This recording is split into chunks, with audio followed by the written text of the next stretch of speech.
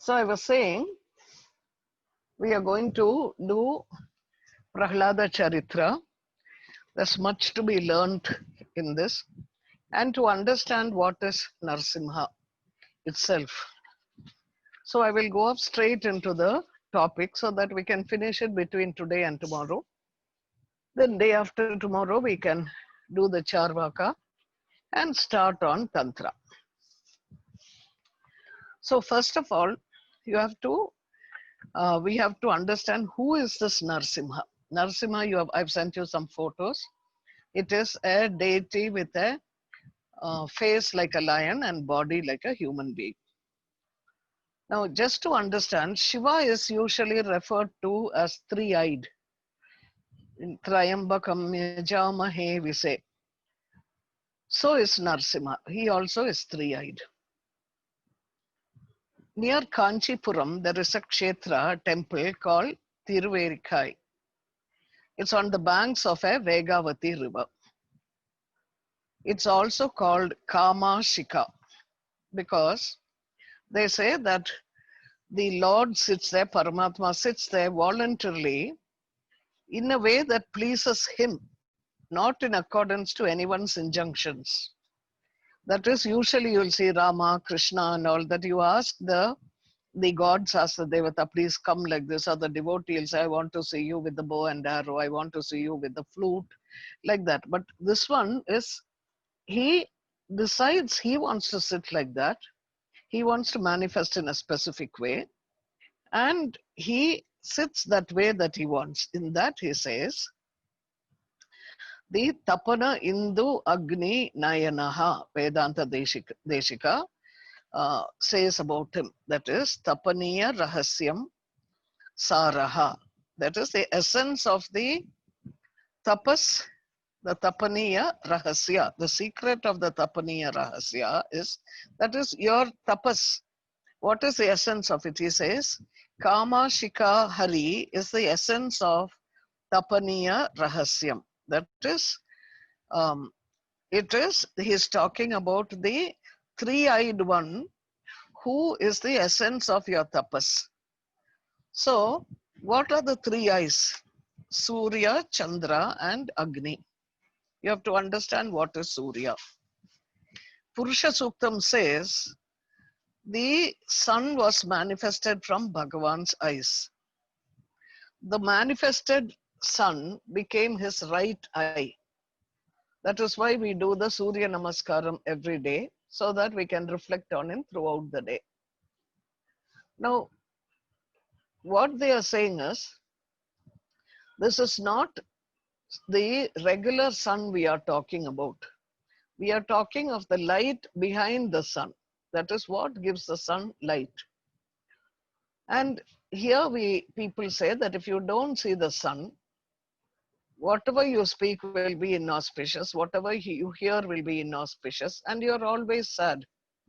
Even today, if you look at a prolonged lack of sunlight, it's called SAD in USA.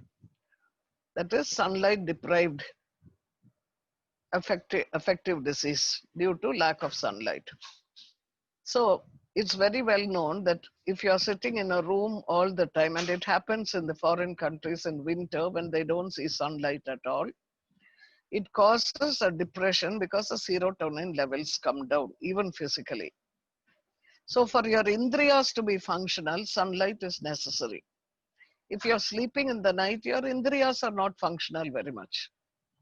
So why is the sun, Surya, so important? That energy of the sun, not this sun, but the Surya, that is, it means one who moves us towards Satkarma, towards Anushtanam, towards chanting and moving on the spiritual path. That is what is called the Surya. So they say Surya gives Jnana, Aishwarya and Arogya. And they give you 2-3 stories to show how it happens. One story about Jnana is Vaishampayana, that was a rishi, learned Yajurveda from Vyasa. He was teaching his disciples. One day what happened was, when he was walking in the early morning, when it was slightly dark, by mistake he stepped on a young brahmachari. The boy died. The guru was terribly upset because he said, this is Brahmahatya dosham. So he asked his disciples to do a certain anushtana, that is a japa, to relieve him of the sin. One of his disciples, like called Yajnavalkya, offered to do it single-handed. He said, instead of everybody doing it, why not I do it by myself? The guru, Vaishampayana, misinterpreted this. He thought the boy is being arrogant, that others needn't do, only I can do. So he told him, get out of the ashram. Now the boy was hurt because his request was only out of affection and not arrogance. And he felt the guru did not understand his mind. So he said to the guru, I don't need a guru like you. And the guru said to him, before you go, return all that I have taught you. So what Yajnavalkya did, he transformed all the learning into a piece of meat and he vomited it out. Guru changed all the other disciples into titri birds, that is like pigeons. And he asked them to ingest it, as the Veda should not be thrown neglected. This was what came to be called Krishna Yajur Veda. Now Yajnavalkya, he had given up the Veda. Now whatever he learned was gone. So he meditated on the sun who appeared before him in the form of a horse. Hello. Now in the Vedic language, like I was telling you the other day, the horse is a form that refers to Prana Shakti, Pingala Nadi. This is about the jnana. If you have Pingala Nadi, you will have jnana, if it is in good health. Second one is, how do you have Aishwaryam? Another story is there about Satyabhama's father who did Surya Upasana, and he attained what was called the Shamantakamani, which the sun is wearing. This gem created 8 pavans. You know what is a pavan of gold? It's like so many, 8, some kilos or whatever. It created 8 bharams of that every day. And it is said that Satyabhama, who was Krishna's wife, never wore the same jewelry twice. So this is Aishwaryam. Then Arogyam, the sun gives. The Pancha Pandavas did Upasana to the Surya when they were in the Vanavasa. They were given a shloka by Vyasa, and Surya gave them the Akshaya Patram. So the Surya Bhagavan, or the Pingala Nadi, cosmic Pingala Nadi, not just in your body, gives Jnana, Aishwarya and Arogya. And such a sun is the right eye of Narsimha. When Narsimha glances at us with the right eye, he gives you Arogya, Jnana, Aishwarya. When you meditate on Narsimha, naturally it includes in it the meditation on Surya also. Now the left eye is the Chandra, the moon, Manashakti, Ida. The moon pulls us because it's beautiful. You know, we are all attracted to the moon, even children, old people, everybody like it. And there is a yajna called Soma Savam. And what does it give us? It gives us cows with calves that give plenty of milk. Speedy horses of a superior breed. And a good son. What does this mean? It means cows and calves are associated with light and pranava. That means it gives you the power of the creativity of the pranava mantra. Plenty of milk, that's what it means. And calves means the rays of creativity that come from the pranava. Smaller mantra siddhis also come. Then speedy horses of superior breed means prana shakti, which is a refined mind. Because the prana shakti is the surya light, and when the mind, the manashakti is in tune with the surya shakti, that is prana shakti, your mind becomes refined. A good son is a boy or a child who does all the karmanushtanas without fail. one who maintains the spiritual energy and tradition of the previous generations. And therefore, one who is loved at home in public and brings fame to the father is called a good son. All these three you get when you propitiate the Narasimha's left eye or the Ida. Now, Agni, that is the middle eye. Agni is Sushumna. Agni is called Vidwan because Vid means the Vidya. Vidya means the path, the technique, the mantra, which takes you towards the Paramatma. He is called Vidwan because he shows you the right Brahma Vidya. So he is called Margadarshi. Agni is also called Purohita, that means one who goes ahead. He goes ahead and you follow, and he takes you on the right path. That is why whenever you do a yajna, you always start with Agni Mere, that shloka. So there is a rule that one must take fire only from one's own Agni Kundam, never borrow another's. So yesterday, the other day, I told you when Ravana gave Agni to Hanuman in the tail, Hanuman left it behind in Lanka by setting fire to it. So there is a rule that when you take Agni, which is made by rubbing two Arani sticks of the Sami tree, you must have seen that in Munger, one should cross a river and place it on the north side of the other bank. This is then placed on the Yaga Kundam and is called Ahavaniya. From this, it has to be taken to other Yaga Kundams, Garhapatya, Dakshinagni, like that. One should never take fire from the Garhapatya to light Ahavaniya because the Ahavaniya is the first one. It's the father, and Garhapatni is called the son. It's born of Ahavaniya. Therefore, Krishnavataram is a yajna. How does that happen? Devaki and Vasudeva were the Aranis, and together their rubbing against each other brought out Krishna. Krishna was taken across the river Yamuna, and then he was the Pratishtha was done in Nanda Gokula, and from there taken to Mathura. Nanda Gokula is on the north side and then taken to Mathura. So what does Agni do? Agni removes Sanchita and Prarabdha Karma. It hastens it quickly. It makes it go away quickly when you pray to Agni. And you are praying to him saying, please make me also full of light like you. Agni also gives you prosperity. Agni is not the fire that we see when we put on the gas stove. It is Bhagavan in the form of Agni who receives our ahutis. So when we do puja, when we do a havan and we are offering the oblations to the fire, Agni na mama, we say, not for me. This is not just the fire, it is the fire in which the Bhagavan is sitting. It is Bhagavan in the form of the Agni.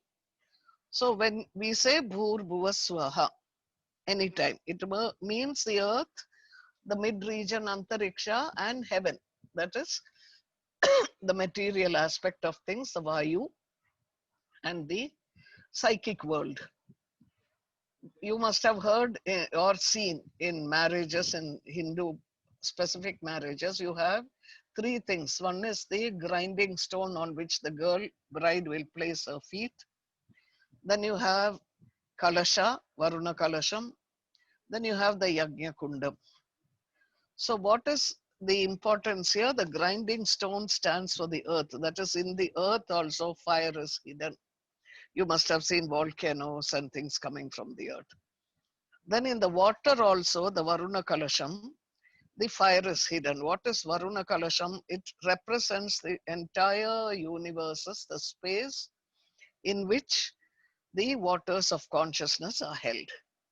Then you have the Yajna Kundam, the fire itself, the Kundam. These three are the Bhur Bhuva Swaha.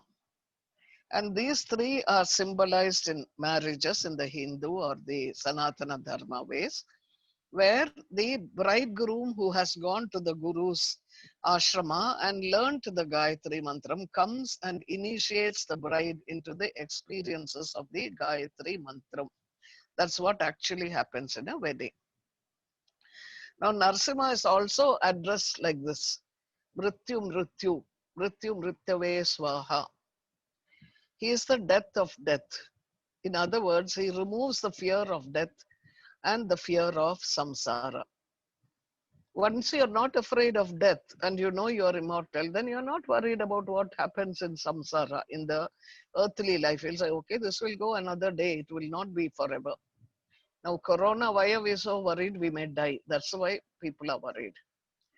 He's also called Vishwayoni. That is, he is the cause or the manifestation of the universes. And he is also called the Mumukshu Upasana Devata. People meditate upon him, even all the great rishis meditated upon him when they had mumukshutva, that is, yearning for um, liberation. So here is another story. There was a person called Saubari. So that he won't be distracted by the worldly pleasures, he went under the ocean. That means he had controlled his water pancha among the pancha mahabhutas. He controlled the water element. Under the water, he would do tapas. Once in 10,000 years, he would come out, eat a fruit, and go back. And on one such occasion, when he came out, he saw a lot of fish going together. And with so much he had attained, suddenly he felt one longing for a family. He thought to himself, look at all these fish, they are together. I have nobody. I wish I too could have a family like this. So his meditation got disturbed. Then he went to the king of the Ikshvaku dynasty at that time called Mandata, who had 50 daughters. This rishi hoped that the king will give him one daughter as Kanyadan. Meanwhile, the Raja, when he was asked, he had a sort of uh, emotional problem, what you call a dharma sankta. He thought of a plan. He said, if any of my daughters chooses you, I have no objection. The Swayamvara is our Kula Dharma. The Rishi agreed because the king, he looked so old and sort of ugly. So the king was worried about giving him his daughter. So the king took him to the Antapuram, that is the inside where the women stay. And this Rishi, because he had so much siddhi, changed himself into a very handsome man so that all the 50 daughters wanted to marry him. And the king had to agree. Saubari married the girls. He set out to his ashram. Then what he did was he gave each wife a grand house. He multiplied himself by yogic powers into 50 and lived with each wife. And he became the 51st and sat under a tree. The king was very happy that his daughters were happy. And suddenly, when the whole family was together, each wife had a child, he thought to himself, this group is like a group of fish. And suddenly the Viveka came to him. He said, what have I done? I allowed a few fishes that I saw so many years ago to nullify my tapas. So he said, this is very stupid of me. He left everything and went back to the ocean. And this is to understand that permanent joy is not in the worldly life. It is there, joy is there, but it's temporary and transient. If you want permanent bliss, one has to pray to Narasimha. Now the mantra of Narasimha goes like this. I've sent it also. Ugram Veeram Mahavishnum Jwalantam Sarvato Mukham Nrisimham Bhishanam Badram Mrityu Mrityur Namamyaham. So it comes in the Anushtup Chandas, that particular rhythm. There are some chandas, that is some certain rhythms like Anushtup and Indira and Gayatri. Some of these are cosmic rhythms And so they are preserved in certain mantras which are very, very powerful. And when you say it in that Anushtup Chandas, it becomes very powerful because it gathers the particular rhythm of the entire universes at a particular point. So this mantra, Narasimha mantra, has 32 aksharas. 3 and 2 is 5. Remember, I say 5 is Karya Siddhi. Each akshara has the capacity to give a specific Brahma Vidya Diksha. Usually, each Brahma Vidya takes lifetimes of sadhana. Nobody can practice even one in one janma. But it is said if you can place a flower in front of Narasimha and say Om Narasimhaya Namaha, it will give you the benefit of having realized the 32 Vidyas. Because all the 32 Vidyas, it is he who is contained in them. Now,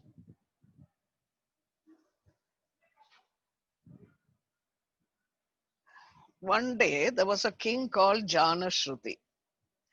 He was a very good king and very charitable. He used to give people abundantly dhanam. So one day when he was lying on the 7th floor of his palace, two great Mahans wanted to give him Upadesha because he had been so generous. They saw some swans flying in the sky. They converted themselves into swans and they had a conversation which he heard, overheard. They were saying Janashruti is not as great as Raikva. And the king was so surprised. Who is this Raikva who is even greater than me?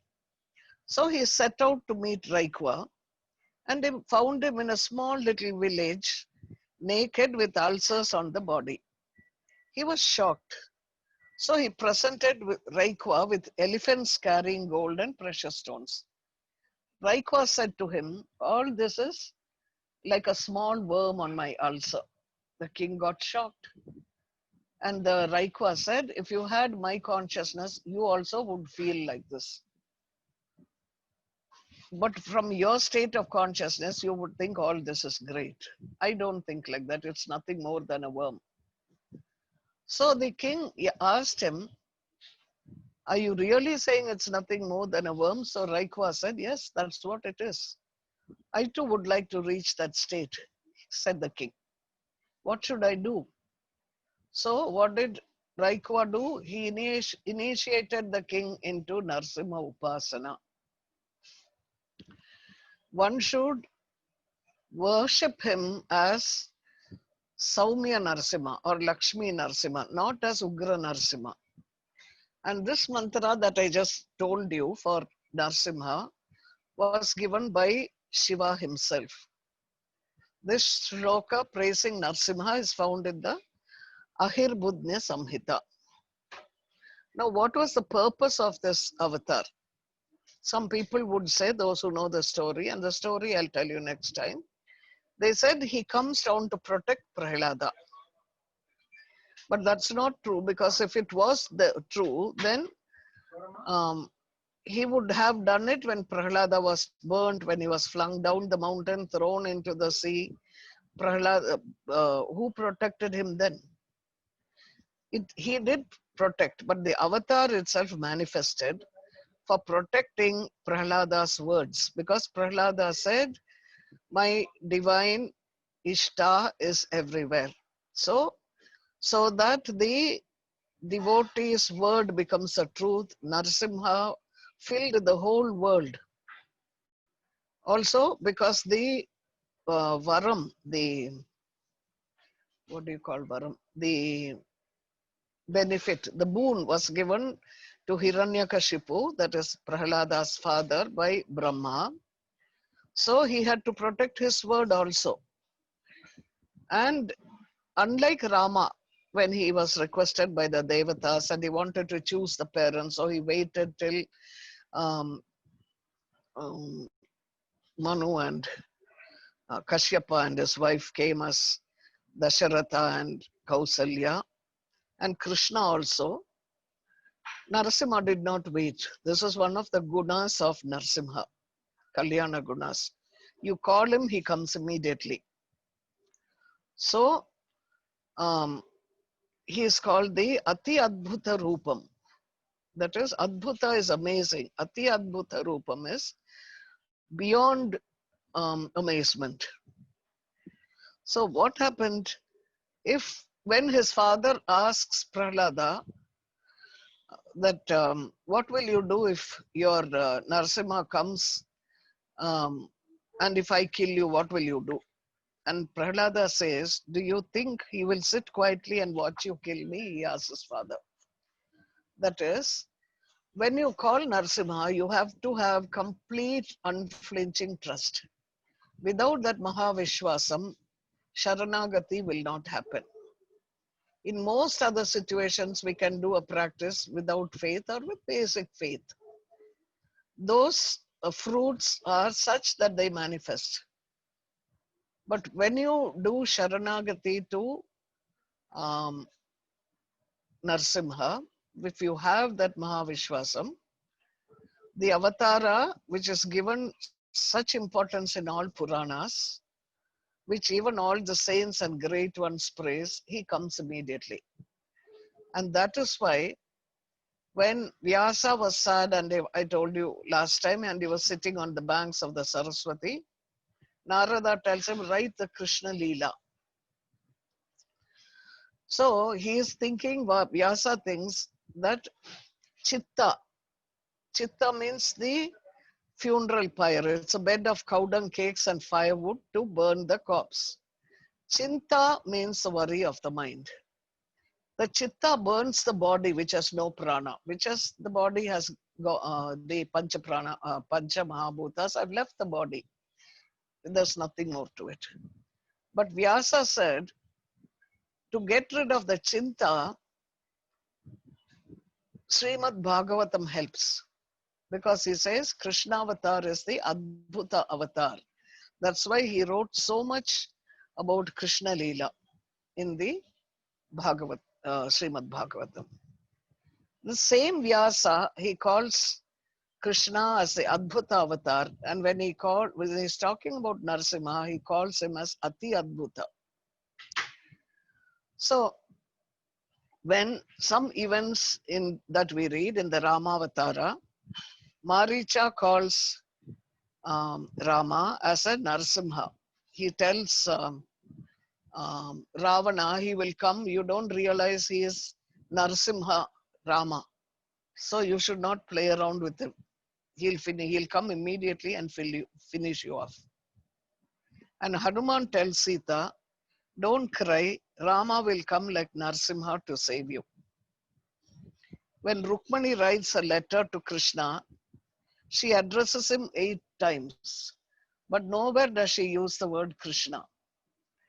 She has heard from the Gopikas that Krishna will bluff, in the sense that he does not, he plays games, Krishna. He won't come directly. But Narasimha, when he is called, he comes immediately and straight. So, Narasimha was the one that Rukmani worshipped in the form of Krishna. Then the Narasimha who killed Hiranyakashipu, in Kamba Ramayana, he says, Vibhishana tells Ravana, don't do all these wicked deeds because the Narasimha who killed Hiranyaksha and Hiranyakashipu has come as Rama.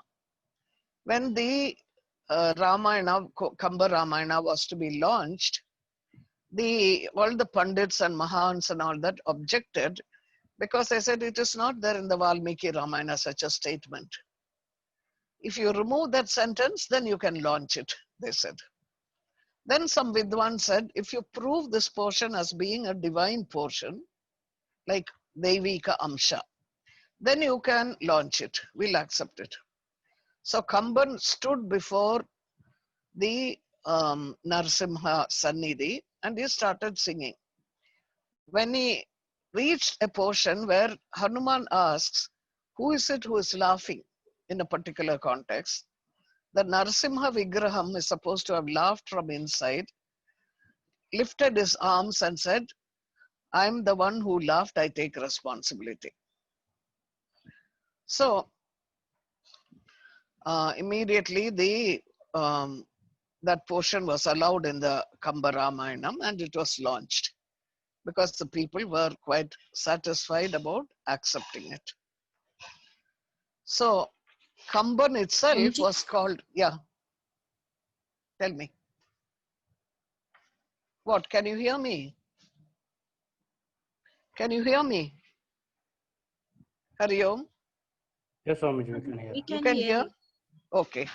Somebody We called can in hear. between, so okay.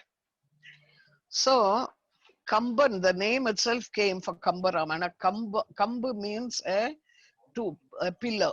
And because Kamban, because he was doing upasana on Narsimha, he was called Kambar. That is the pillar because Narsimha came out of the pillar. Now,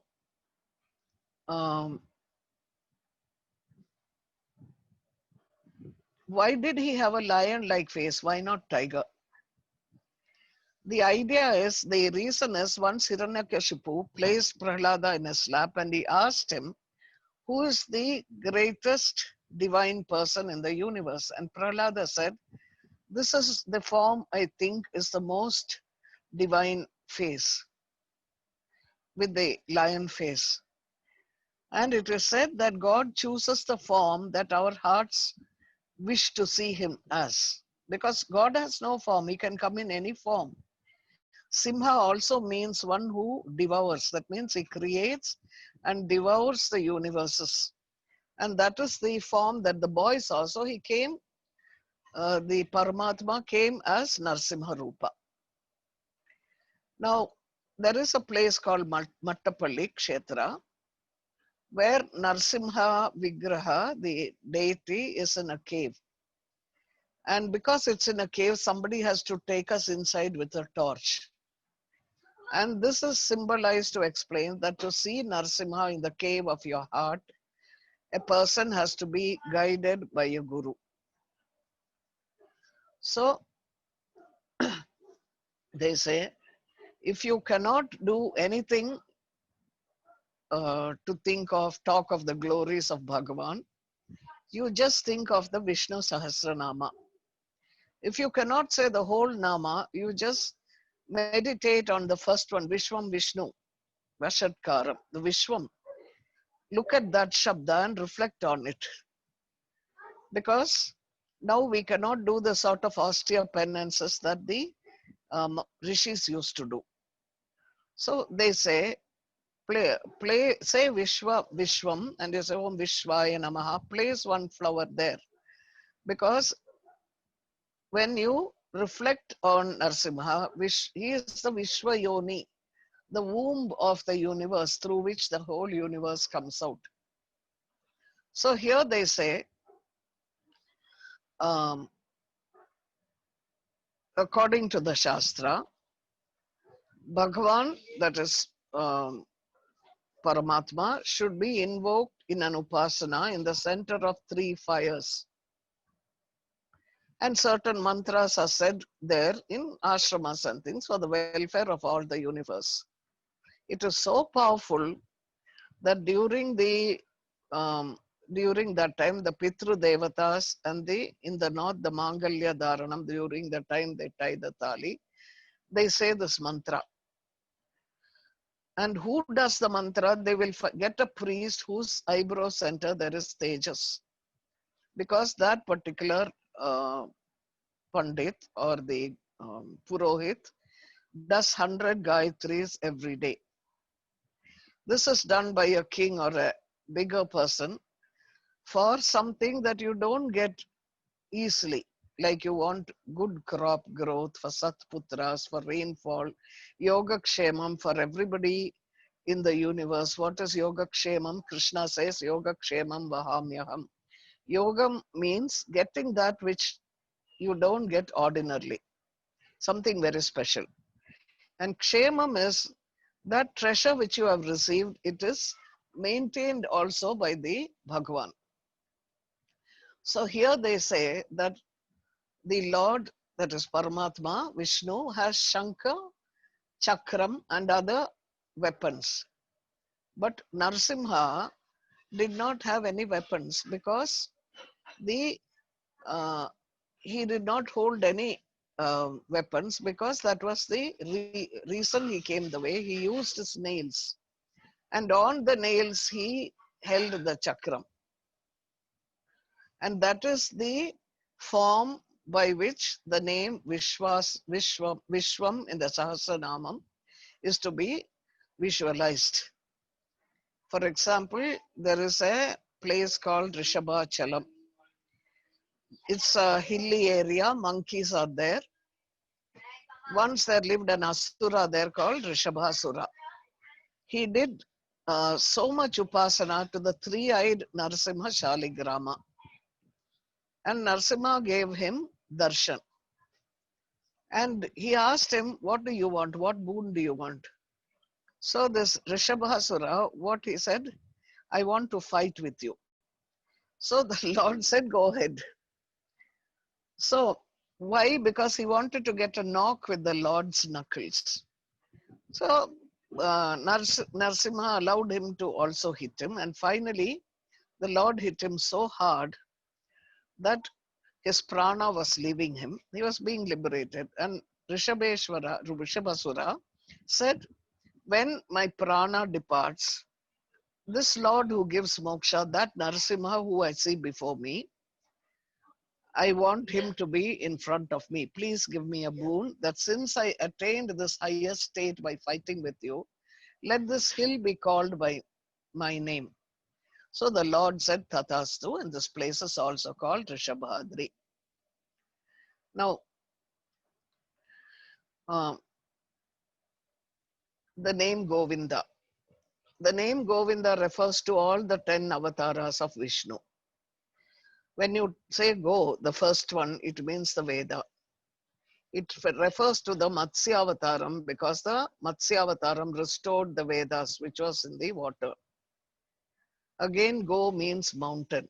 The Kurma Avataram raised the mountain on his back, the Meru Parvata, when they were churning the water. Go means Bhumi. Varaha raised and saved Bhumi. Govinda, the name by which all the devas did stotram to Narsimha. Go is the Bhumi because Vamana asked for 3 paces of earth.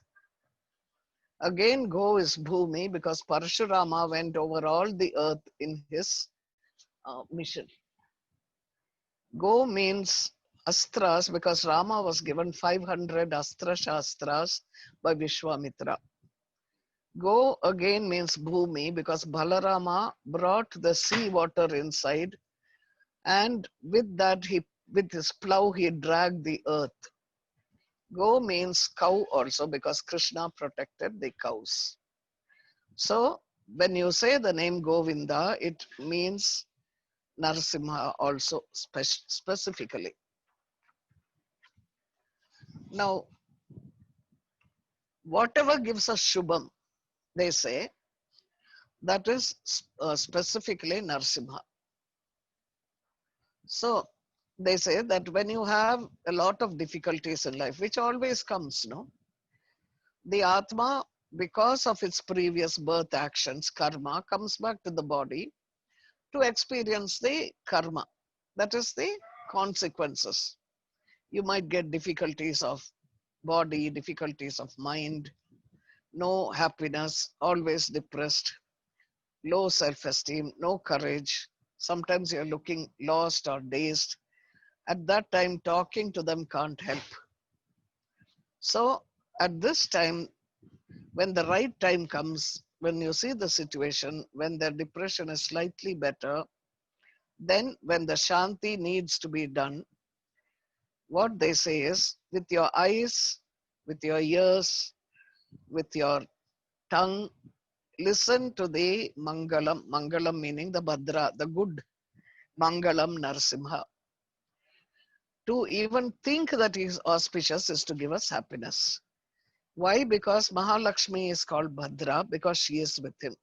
And Bhadra means auspiciousness. That's why we say Bhadram Karnebi Shunayama Deva, like that. Now, there is a story about how a person, wealthy man, he loved a girl called Krishna, 2A. He took a flower to give it to her. On the way, it fell into a ditch. It got soiled. Upset, he sat on the bank of a tank, and without his knowledge, he said, Krishnarpadam astu. He meant the girl he loved. But what happened was, because he was thinking of her, he said, I was thinking of you. I nurtured this plant, picked the flower that blossomed just for you. Now it's gone. At that time, he lost the footing, fell into the tank, and died. And the Yamadutas came to bring him. At which time, Yama asked Chitragupta to check the accounts. So Chitragupta kept reading Papa, Papa, Papa. So Yama was concerned. He said to Chitragupta, I've heard you all this time reading Papa, Papa, Punya, Punya to people, never only Papa. Does this mean there is no Punya at all? So he looks at Chitragupta's book and he sees that on one place, Punya has been written and it was scratched out and Papa was inserted. So he said, why did you scratch and rewrite? When he died, said Chitragupta, he said Krishnarpadam. And I wrote down Punya, meaning it's the name of the Lord. But 14 witnesses said that he thought of his lover and not God. So it's Papa. So they say that wherever you talk, there are always 14 witnesses. Who are these witnesses? The 8 directions, north, south, east, west, and the middle ones. Bhumi, Gomata, Antaratma, and other Sakshi Bhutas. So they said, if you say the Nama of the Lord, but in the heart you're thinking of somebody else, that is Papa. So Yama says, let us ask the Saptarishis. So the Saptarishis say, for doing this, he does get hell, Naraka, but for saying the Lord's name, he's got Swarga. So why don't you do one thing? Send him to Swarga first. After he finishes his stint there, he can go to Naraka. So after he went to Naraka, he sees souls struggling in Naraka on his way. So he's terrified. Once he goes to heaven, that is Swarga, for his short stint, he finds a tank with lots of lotuses. Then he realizes what a fool I was. So what he does is takes all these lotuses and he says Krishnarpanam, thinking of Krishna, and 100 times he offers the lotuses. So if you think of that, just saying the Nama once, even without intention, if he goes to Swarga, imagine what do you say of hundreds of times the Nama is said with intention. So they say this Nama is so powerful, Narsimha's Nama, Krishna Nama, that it can vanquish even Yama. Now, there are 3 ways in which things are limitless, immeasurable. And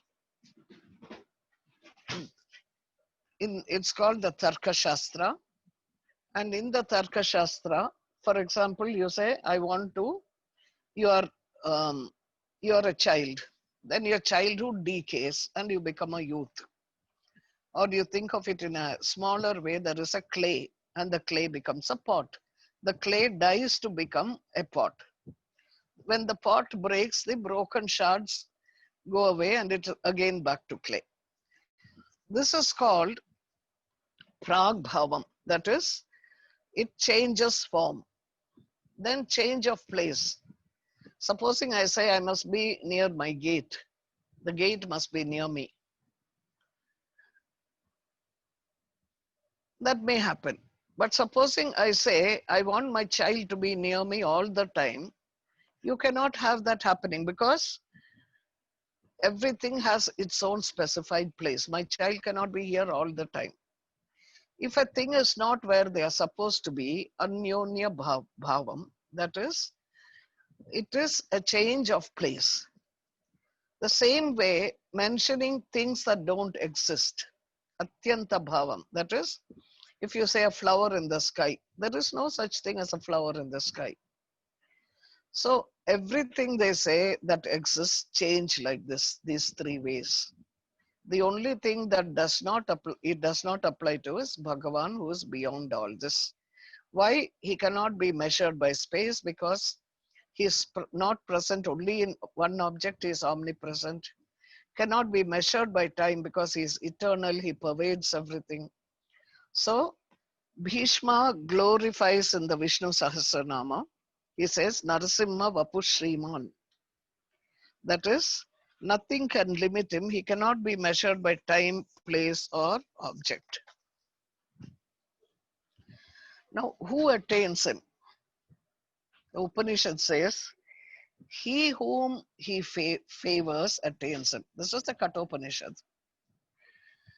And who does he favor? The Paramatma, the one who wants him. It is his anugraha that brings on bhakti for him, love for him in the heart.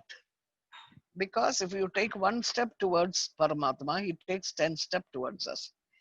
If we take 2 steps away, he takes 2 steps away from us. Why? Because he thinks, finally, where will this person go? It is only a matter of time. He has to come to me only. There is nothing except me. So, all the gurus, the rishis like Yamadagni, Vasishta, Vishwamitra, Gautama, Yajnavalkya, Bharadvaja, all of them meditated on Narasimha. And his mantra which says, Mrityu Mrityu Tvam, Mrityu Mrityum Namamyaham. He is the death of death. And Hiranyakashipu asks Prahlada, I am shouting at you, aren't you afraid? Prahlada says, why should I be afraid? The one that even fear is afraid of is within me. Of whom am I to be afraid? So that is how he says the same mantra that we do with the Mrityunjaya Maha Mantra. When we say,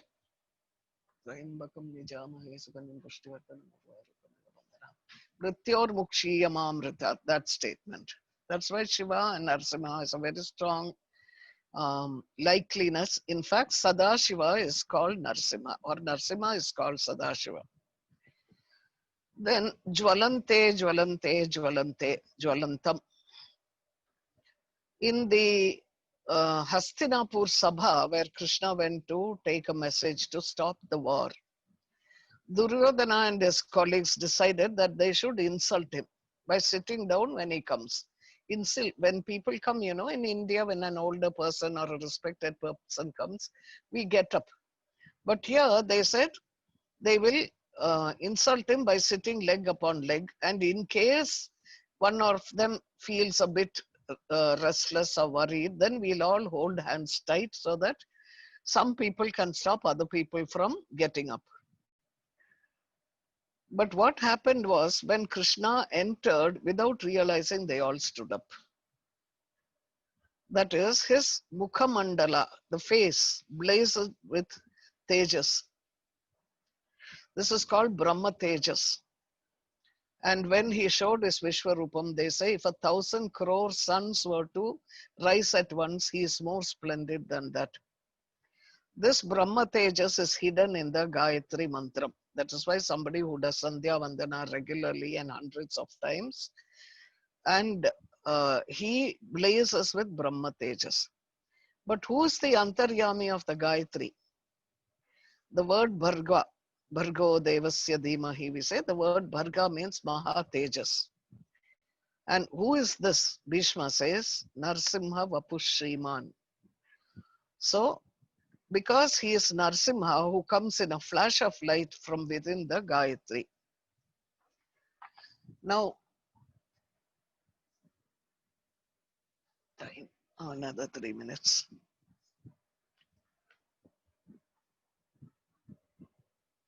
I don't know if any of you have gone to Mangalagiri. There is a Narasimha who has a big open mouth looking like a cave. When people pour panaka into his mouth, whatever amount the pilgrim takes, whether it's a big vessel or small vessel, exactly half of it is returned from the mouth. You can hear the sound. You pour it in the mouth, a sound is heard as if somebody is swallowing, and exactly half comes out. The whole thing doesn't go in. If you put a bucket of it, half a bucket will come. If you put a tablespoon, half a tablespoon will come out. The place is sticky with panakam. They break the jaggery there and they prepare the panakam. But there is not a single fly or ant there. But in that half which comes out after the Naivedyam, flies and ants come there. So when the British were in India, the then collector sent people to look at that hill to see what is under the hill scientifically. So where does the Naivedyam and the Panaka go? They tried in many ways. Finally, he gave up and he wrote in Mangalagiri that this is Narsimha Vaibhavam, that is his glory. So this is how his glory is mentioned. Bhima did tapasya to Narsimha. Arjuna also did tapasya here. And when he looking at Ahobilam, in Ahobilam also, he has a wide open mouth. And the Devatas were amazed at his strength. Seeing this, they said to themselves, Aho, like, aha, my God, wow. What Balam, what an amazing cave he lives in. So that place came to be called Ahobilam.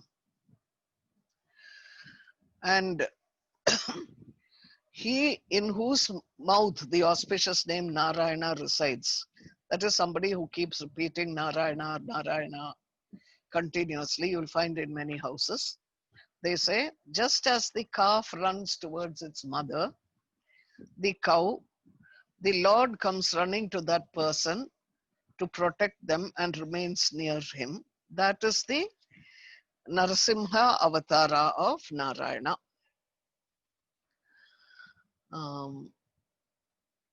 He is also called Vayu because in the second kanda of the Veda, they say that which pervades everything. Sarvatum Vasam Pannugira Porul. That is in Tamil, they say. It's very difficult to do Parayanam of this portion because it's chanted by and large only in temples like Kanchipuram during Garuda Seva. It starts with the Vayu Devatas nakshatra. The rituals are called Kameshti. They are small little functions, but it's called Vayavyam. It pertains to the star of Vayu. The Narsimha first manifested in that star, that is a Swati Nakshatra. Each nakshatra has a devata, and for the Swati Nakshatra, it is Vayu Devata. Vayu pervades over everything. And in his avataram as Narsimha, they say the Lord pervades everything. So they say that if a girl who is given in marriage on Swati Nakshatra, she will live with so much prosperity and affection in her husband's house that she'll even forget her parents' house. And if a drop of water falls into a pearl oyster on Swati Nakshatra, pearls are formed. There are no bad yogas for people who have a Swati Nakshatra. So when the people ask, where is Narasimha's Balam, strength, where is Vishnu's Balam? The Veda gives the answer, Vata, in the wind. This wind is called Matarishva. Matari means space because the wind travels in space, it's called Matarishva. So the Lord dwells in the wind as he does in Surya also. Now, there's a lot more that we can say, but I suppose the time has come. By and large, they say, Akasha, when they say Akasham Shariram Brahma, they are not talking of the sky. Paramatma has many dimensions. That's why they say Vyomakasha, Paramakasha, Hridayakasha. All these are his Sharira. And Paravasudeva sits in peace in Vaikuntha, which is Akasha. They say the Shastra loves us so much, the Shastra, that such a um, uh, thing that the Shastra says that the Paramatma, Shriyapati Vishnu, the essence of the Veda is in the Vedanta. That's why it's called Vedanta. The essence of the Vedanta is in Sahasranamam, which has the power to cure diseases and remove obstacles. And what is the essence of the Sahasranamam? Yogo Yoga Vidam Neta Pradhana Purusheshwaraha. That is, this statement is dedicated to, among all the 1,000 names, it's dedicated to Narsimha, Narsimha Sweet. That's what all acharyas say. All the names show the glory in Vishnu Sahasranamam of Narsimha alone. Bhishma, when he is talking of the Vishnu Sahasranamam, Krishna is standing before him, but the Sahasranamam is addressed to Narsimha. Because you will see that when you just see the first mantras, Vishwam Vishnu Vashatkara, that is 8 aksharas, Bhuta Bhavya Bhavat Prabhu, Bhuta Krit Bhuta Brit Bhava, 8 plus 8. Like that, when you come to Yogo Yoga Vidam Neta Pradhana Purusheshwaraha, who is this being? He says it is Narasimha Vapu Shriman in the next shloka. What they are trying to say is that if you count all these 8, 8, 8, 8, 8, you get 16.